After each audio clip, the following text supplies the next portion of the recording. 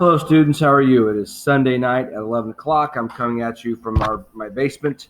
My son is across the room. He's doing a trick shot, trying to get a ping pong ball into a thermos or a hydro flask. We've been wrestling around the last 4 days to the point where we've already broken a bed, we've broken a floor vent, and my wife is about ready to kill us. But it is what it is. He's a 12-year-old, wants to wrestle around with his old man. He knows he can't take his old man, but it hasn't stopped him from trying, at least. So our topic at hand, we've been talking about invertebrates, and the three big segments we've talked about with invertebrates are specialization of cells, centralization of those cells into a brain or spinal cord, or maybe even a notochord, and then the centralization or the cephalization of those cells into a clear head and a clear feet or a clear bottom end of an organism. So when we talk about sponges here, we're going to start talking about specialization of cells. They're the very earliest animals that we'll talk about here. So this is a good image of a sponge. Now, an animal is going to be anything that is multicellular, heterotrophic, eukaryotic. We've talked about those concepts before.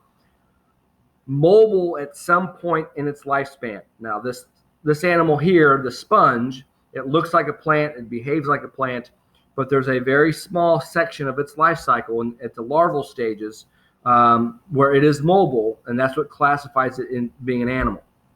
If it didn't have that larval stage, it would be most likely probably in the plant kingdom, maybe even the protist kingdom. Okay, so multicellular, eukaryotic, heterotrophic, and mobile. Those are the four things about animals.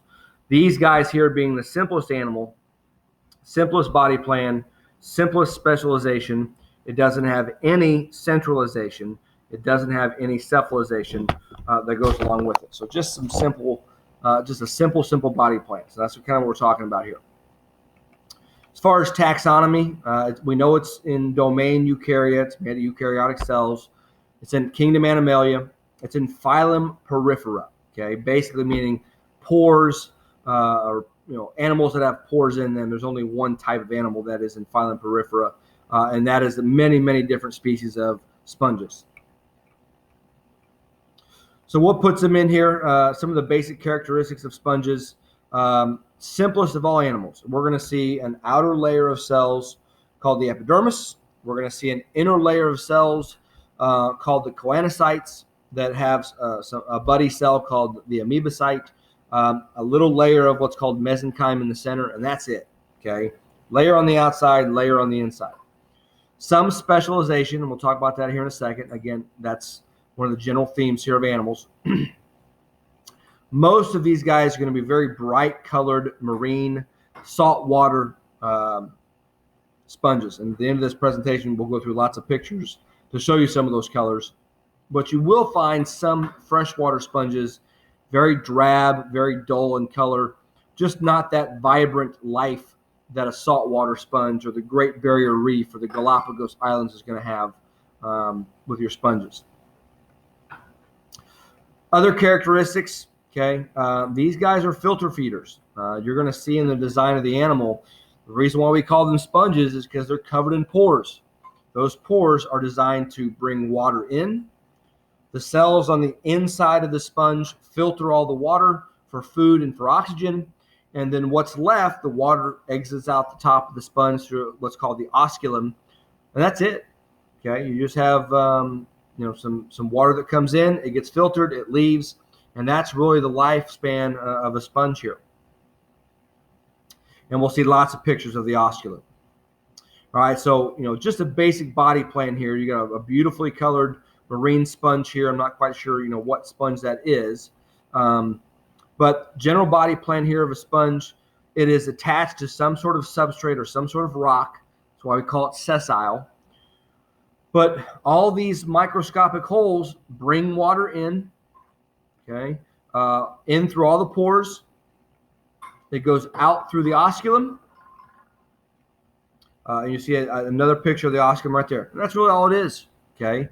It doesn't have any sort of extra specialization other than that, okay? Asymmetrical, they don't have a general right side versus a left side. There isn't You might find one sponge on the planet that is identical both right and left side. Most of them are not going to be. They're all sessile, which means they're all attached to something.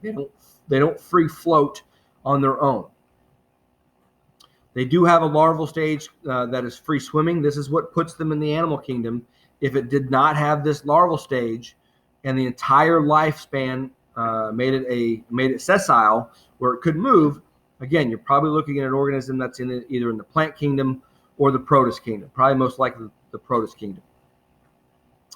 Reproduction, okay, a couple different ways they can regenerate. If part of this sponge were to break off, okay, it would simply grow back. Okay, it's no different than what earthworms can do. Animals, humans, we do not regenerate. Part of our body, if we get a scrape or a cut or a scratch over weeks, it will grow back in and be fine.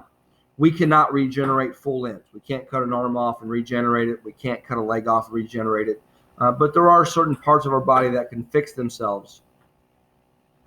These guys also reproduce asexually by budding. Go back to that example I had with the school nurse in South Park. Okay, one sponge can simply grow another one off the side. It reaches a certain size, and then it breaks off. Sponges are hermaphroditic, just like a lot of plants are. They can produce both sperm and egg. They can reproduce themselves. They can self-fertilize themselves just like plants can.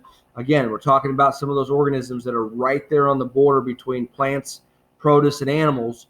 And these guys just happen to be in the animal kingdom. So this is all the sperm that are being let off by this particular sponge right here.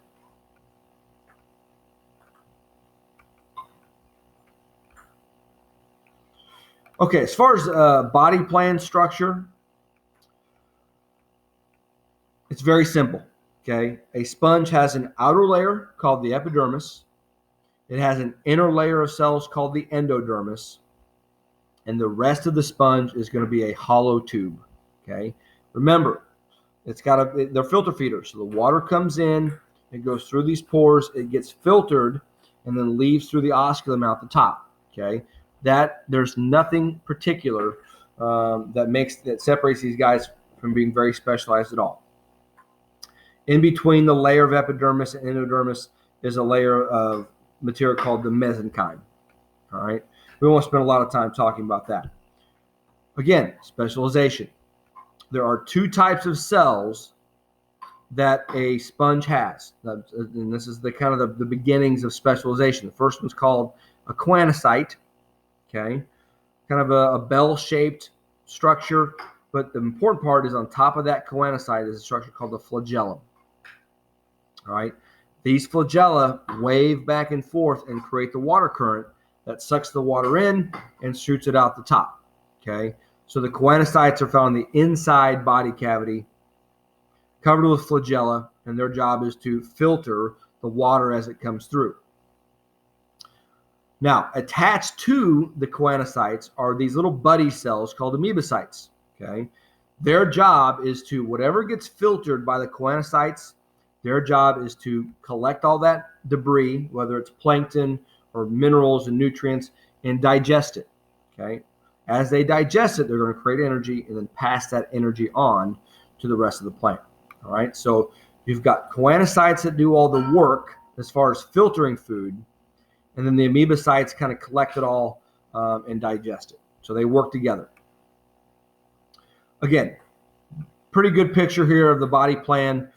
Epidermis on the outside. The pores bring water in. The choanocytes filter the water. So all these little cells here are the choanocytes. They filter the water. And then attached to those choanocytes are the amoebocytes that help digest the food. All right. Very simple, very straightforward. So here's our choanocyte here with our flagella.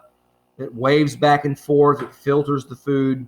And then that food, through vesicles, we've talked about vesicles before, travels through the amoebocytes where the food gets digested. All right. Another look at it. Huge osculum here of this sponge. Okay. Water comes in, gets filtered by the choanocytes.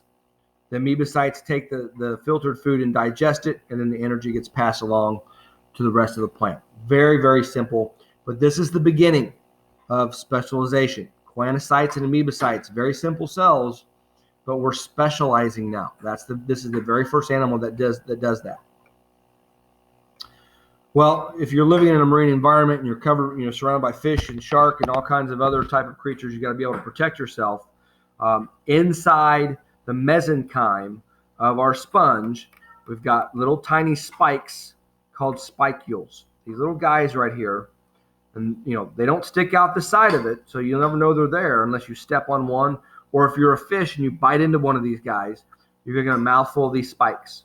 If you're a scuba diver or you're snorkeling and a giant wave pushes you down into the ocean and you land on some of these sponges, you're going to get spiked by all these spicules, and it's not going to feel very well. Okay, just imagine being speared 100 times by these little spikes. Okay. Again, it's a microscopic up-close look at what the spicules look like here. Nasty little suckers, only made for protection. The rest of the presentation here, look at all these beautiful sponges. Osculum on the top. This is where the water exits. The water gets sucked in by the current made by these flagella of the choanocytes waving back and forth. Stovetop sponge. These guys can be up 2 meters in length. Water exits the osculum, gets filtered in through all the pores here. Vase sponges in the beautiful pink colors here. Barrel sponges. Ball sponges. Again, look at all the tiny pores through here. All the water gets sucked in there, filtered through all this. Very efficient. Rope sponges. Just, you name it, it's going to have a various shape. It's going to have a beautiful color. And this one here kind of tops it all off. All right, so tomorrow I'll come back. I'm going to give you guys an assignment tomorrow with this video. That'll take you a couple days. I'll send you another video on Tuesday to kind of reinforce the sponges. Probably have a web quest on Wednesday to finish off this section of the chapter, and then we'll go from there. I'll see you guys tomorrow.